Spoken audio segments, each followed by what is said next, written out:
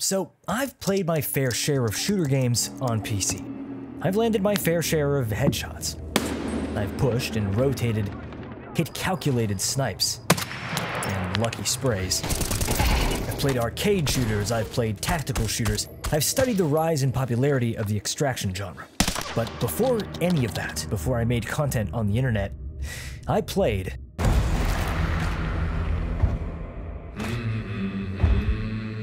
I don't usually like making videos on established games as much. People come into them with their own preconceived notions. As soon as the title of the game is spoken, they've already made up their mind about what they think about it. But Hunt is unique.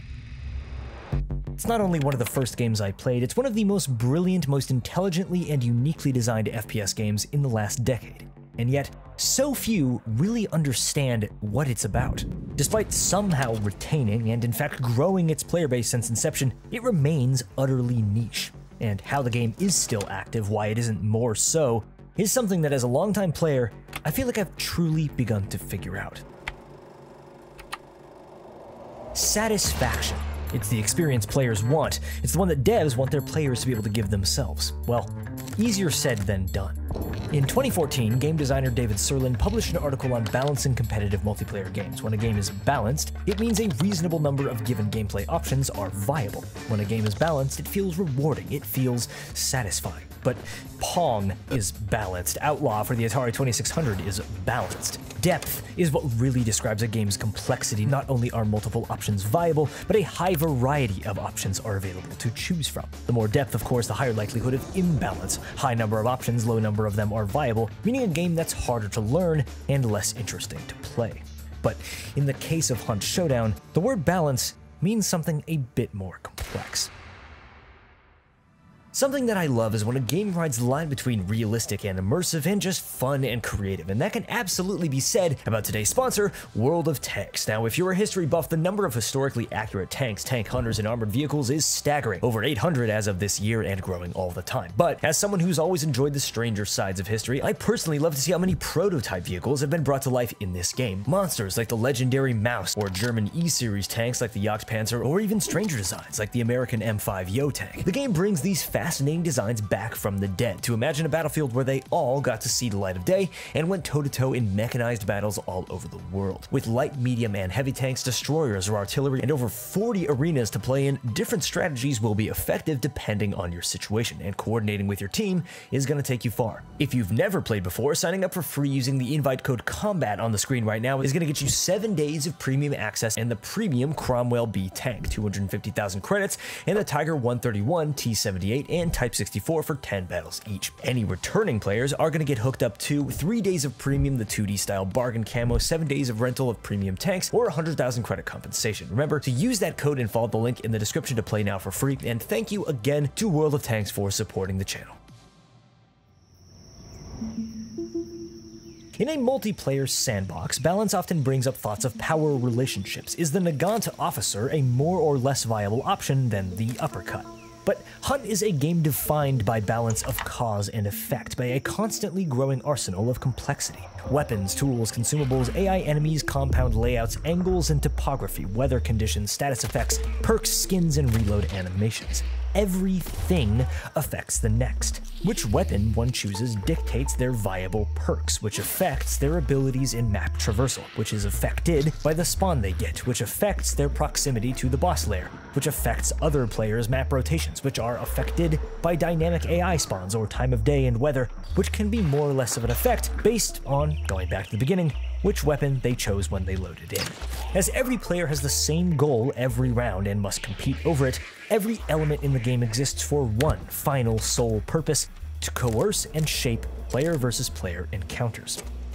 Because of this, the game can never be truly balanced in that initial sense. Something will always be affecting something else. Something will always be S on the tier list.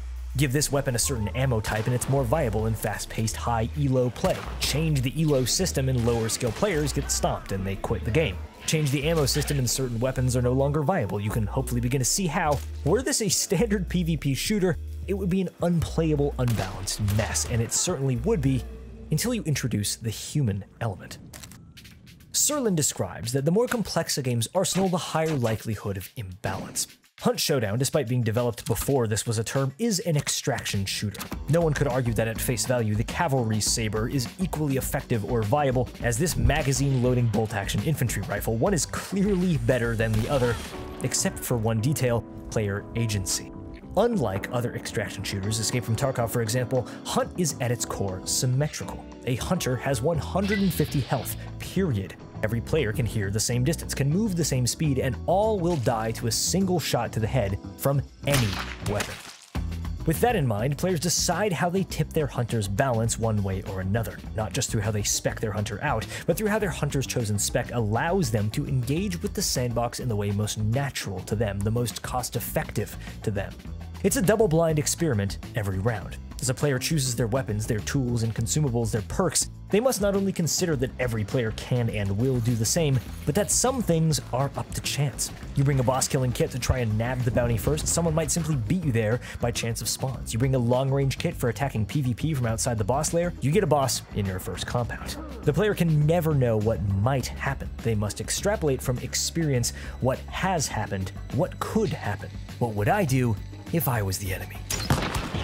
It might seem like an absolute plethora of information to take in at one time. The different types of kits, short or long range, medium range, maybe a crossbow, a bob lance, a spear, a saber, a katana, special ammo, dragon's breath, poison, hollow points for bleeding damage, blunt attacks, piercing attacks, slashing attacks. Yeah, they all do different types of damage, cause different status effects, and are more or less effective against different AI types. Does this guy have high velocity ammo? A scope? Are they running levering on that rifle? Does their shotgun have slugs? Do they have the perk Necromancer and can revive teammates from afar? If I burn their teammate, are they running salve skin, which will slow the burn effect? Do they have 4 small bars of health, 3 big ones, or a combination? It must seem completely overwhelming if you don't play the game, except that players who have experience with it don't play by recalling encyclopedic information, they play by feeling. Every player over time creates an iceberg of knowledge about the game in their head. They've played however many hours, fought, died, and triumphed in any number of engagements, and all this information is in their subconscious. Every element in the game world is part of the grand PvP puzzle. If you understand one element, such as how burn damage affects hunter health, you will intuitively be able to apply that knowledge to a new situation when it comes up. David Serlin describes Yomi, a game design concept based on the Japanese word for read. Yomi is essentially the degree to which players can read each other's minds, creating plays and counterplays. It's described in layers. Layer 0, you use a powerful attack against an unskilled opponent, and they are beaten by it. Layer 1, your opponent counters the obvious powerful attack, expecting it. Layer 2, you attack with a counter to their counter. And Layer 3, they anticipate this and counter it. So what is level 4? Well, when you anticipate the counter to the counter of the initial strong attack, it just wraps all the way back around, and you attack with the first best attack, as the opponent can't possibly anticipate this many levels of plans within plans. Sometimes, if you can fool your opponent to not look for it, the dumbest play is the smartest one because of its raw simplicity. Oh, what? Oh, fuck, I wasn't healed. Oh, slugs.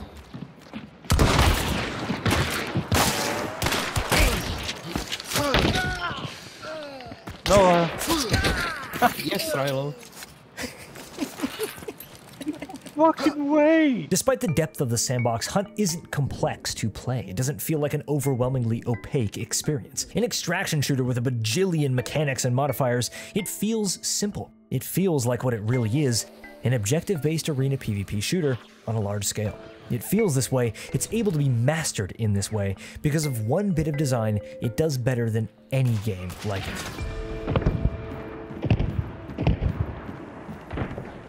The CryEngine 3D binaural audio system is the catalyst. It's the connecting thread that ties the entire sandbox into a cohesive, legible experience. It's the immersive audio you'd expect in a horror game, and whether by luck or by immaculate design, it's possibly the best audio system in a competitive shooter game ever. Just listen to it. Every single thing in the game's world makes a specific, identifiable sound, identifiable to its exact position in 3D space from the player's point of view. Nothing drowns anything else out. It's all completely legible. It does this by utilizing head-related transfer function technology, essentially tricking the brain into perceiving sounds as coming from specific locations in 3D space. And don't ask, I do not understand how it works. But it does.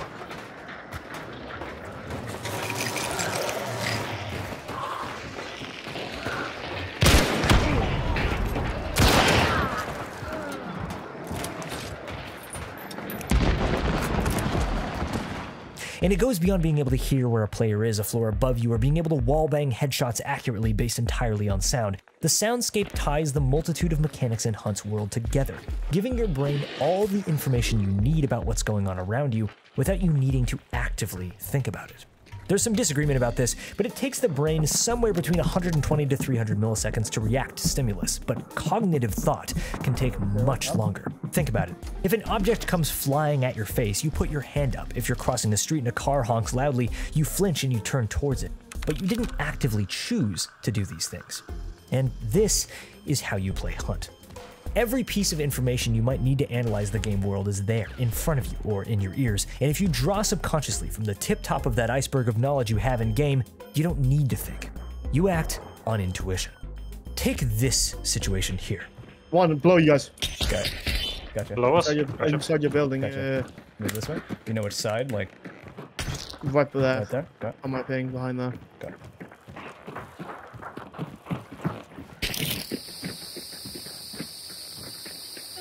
Ow. I hit him with that. Yeah, you did. Nice job.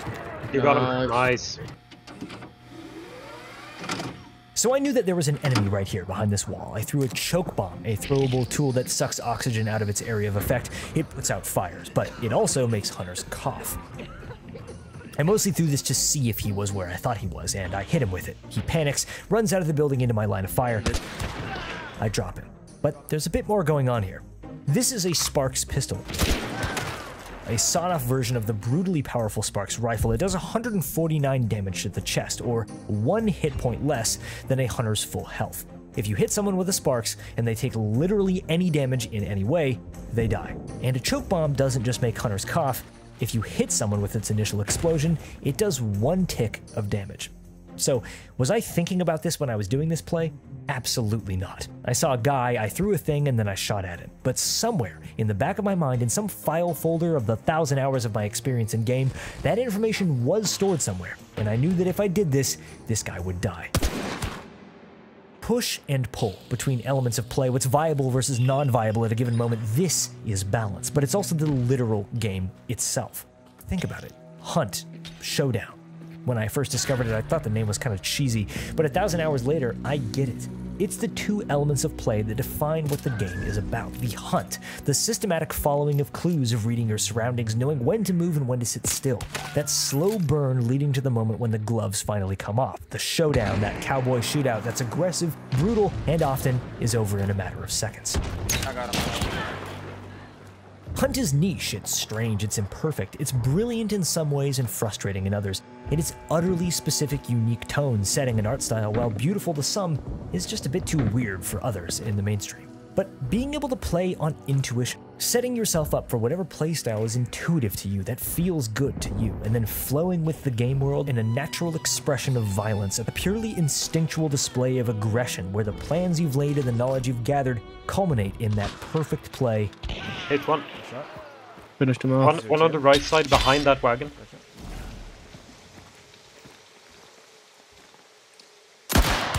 Killed him. If that's not satisfying, I don't know what is. Got him. Oh, what? Got him. What are you saying? Got him too. Got 2. Oh, he's right in front of me. It's a different team. Yeah, it is a different team. Got 2 outside. I killed one. That was the most crack shot I've ever taken in my entire life. Got him. Time today. 3 below. Hit. Nice, dude. Oh my god, I crushed him with the elevator.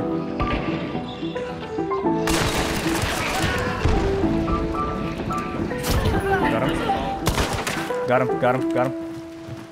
I'm gonna bees downstairs. He's right below. He's right below. I'm gonna bees.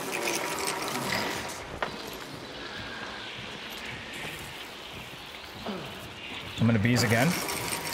Oh. Do you want to push that bit? Yeah. He moved to the southwest. It's on him. It's on him.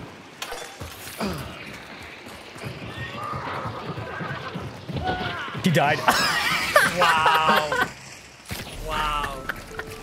The level of disrespect. It's interesting to think about why Hunt isn't more popular. I believe it's retained its player base for a number of reasons. Firstly, were it developed by any team other than Crytek, I think it would have died long ago, back when it only had a couple thousand concurrent players. It's been consistently updated, improved, and yes, sometimes degraded, but the team behind Hunt are some active listeners. They know what the community wants, they hear them loud and clear when they've messed something up. I also believe, for what it's worth, that Hunt's greatest issue is also its greatest strength, skill-based matchmaking. Studies have shown that games with an elo system do in fact tend to have higher player retention. Your average player doesn't in fact enjoy being stomped to death by pro players as much as people would like to believe otherwise.